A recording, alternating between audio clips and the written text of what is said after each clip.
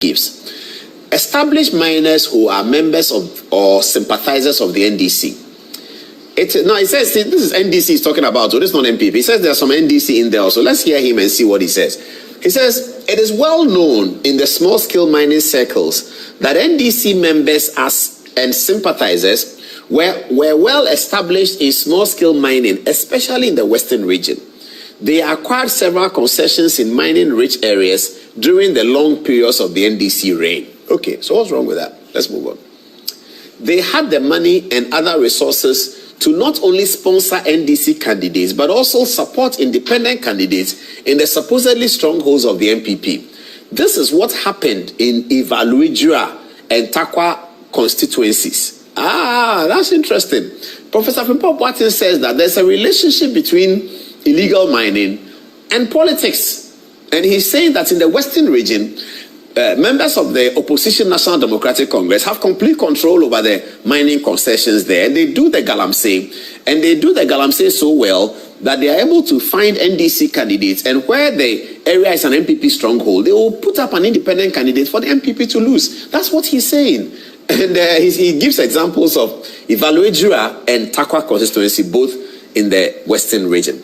He continues, in the Wasa East district, a former NDC deputy minister, who is also MP for the Wasa East constituency, has been actively mining in the Subri forest for years. He's been mining in the forest area. He's a member of parliament and a former deputy minister. That's what Frimpong Boateng is saying. Okay. When MPP party officials complained and the army component of Operation Vanguard was withdrawn almost 2 years to the 2020 election, the NDC was given an advantage in terms of access to resources from mining. This is because there are far more NDC people engaged in illegal mining than MPP members in the region. Did you hear that? As says in Western region, there are far more NDC people engaged in illegal mining than MPP. So in which region is MPP far more engaged than NDC? Maybe we have to find that out as well. All right. It says the community mining program was rolled out and the president himself commissioned the first site in the Wasa Amenfi district.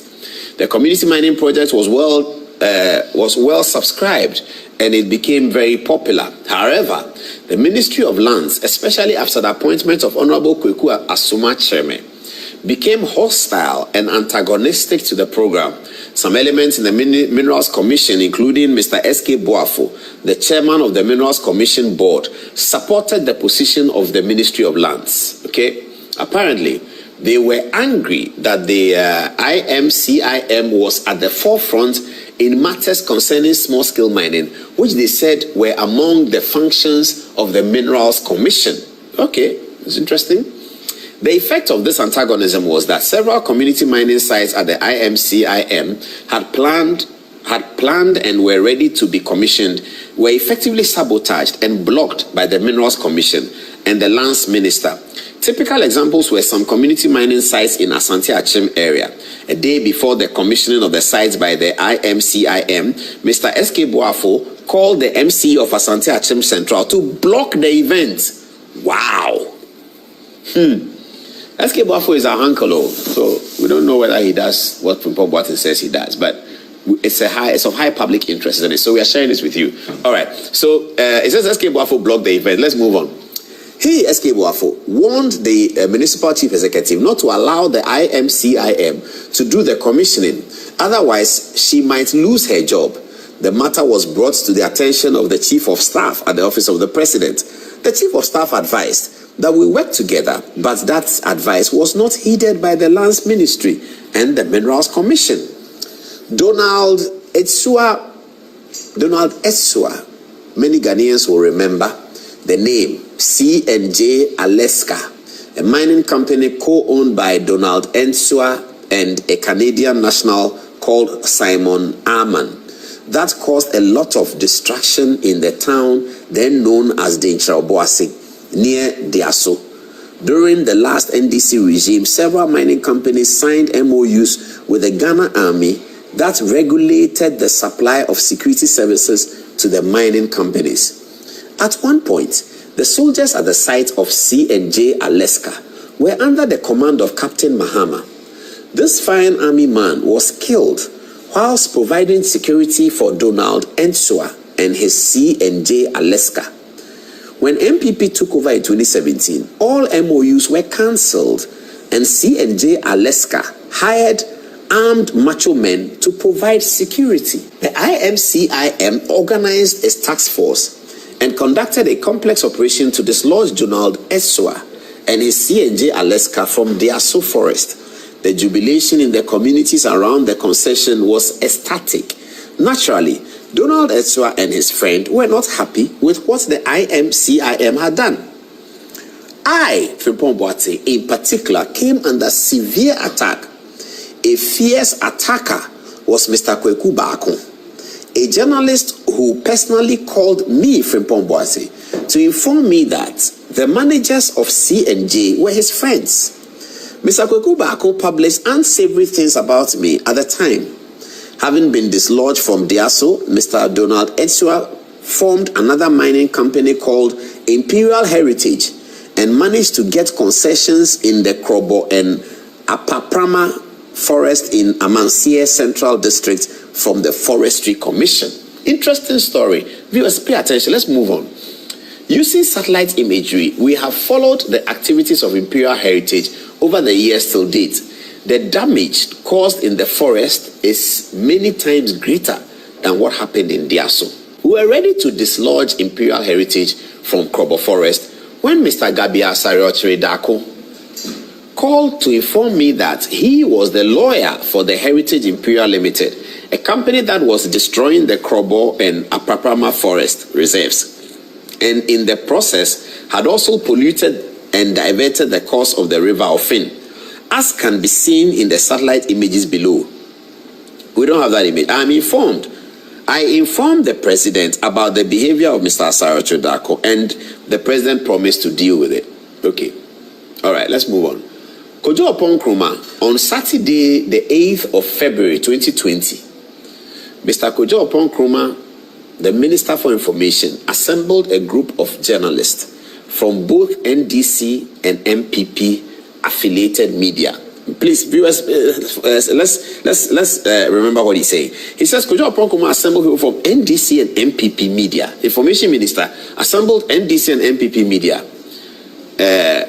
at the Forest Hotel in Dodowa. The Forest Hotel, I know there's a hotel in Dodowa, to discuss a strategy to bring me, Kwabena Frimpong Boateng, down. Whilst they were there, a journalist from among the group called a friend of mine, also a journalist, and informed him about the plot that was being hatched against me. I don't believe this part, and I'll tell you why. Kojo Opon Nkrumah is Information Minister. So he's an official government appointee, Information Minister. Professor Mobate alleges that Kojo Opon Nkrumah sits in a hotel in Dodowa with NDC media and MPP media, and he tells them that let us go and pull Frimpong Boateng down. Which Information Minister would do this? I don't believe it. It didn't happen. It won't happen. You bring NDC media. Now, if Kojo Opon Nkrumah wants to do something, that's not how he will do it. He's not going to have a meeting at Forest. No. He's going to send a text to somebody and send a text, Charlie, what we go do, Charlie. That's how they talk among themselves and they decide that, Charlie, what's the plan? This is the thing. Okay, so how do we execute? You won't know. They don't even talk normal. They talk in code. When they mention somebody's name as, what about Kofi? The person may not be Kofi, some other person. This is, even a Second World War, information people don't do that. They want to bring you down. They are not going to have a meeting. And with NDC media there, this is the government's Information Minister. It's not true. This part there, maybe Kojo Opon Nkrumah was against him. I won't know. I don't know. I have no idea. But I'm just saying that just interrogating this narrative, you should tell that it's not. So let's start again. Let's start again. That's what I talk about. Journalism is not about camera, it's not hiding. Just look at the story, interrogate it. It will come out. You see, the red flags will just be popping out like that. You don't have to have had a camera to record anybody. Just read it. It will come out. Let's read it. Kojo Opon Nkrumah on Saturday, the 8th of February. We have to actually check where Kojo Opon Nkrumah was on the Saturday, the 8th of February. But anyway, a few days to Valentine, though. Remember that. Yeah, he's a young man, so I'm sure he was thinking about Valentine. Mr. Kojo Nkrumah, the Minister for Information, assembled a group of journalists from NDC and MPP affiliated media at the Forest Hotel in Dodowa to discuss a strategy to bring me, Kojo Frimpong Boateng, down. But if he wants to bring you down, why would he assemble NDC media there? They would go and say that it was Kojo Nkrumah who said we should. Then, I mean, it will come out. Why would he? He wouldn't do that. Whilst they were there, that's what he said. A journalist called from among the group, called a friend of mine, also a journalist, and informed him about the plot. Now, this is where the problem is. So it is possible that somebody called Frimpong Boateng. It's very possible. It's very, very possible. That somebody called him and said, Chief, they are plotting against you. But that's where the problem is. Maybe that person was just throwing a hoax at him. He doesn't understand how the diabolic works. So he thinks that, no. Somebody can just make a call. And viewers, you have to believe it. In this our industry, it happens all the time.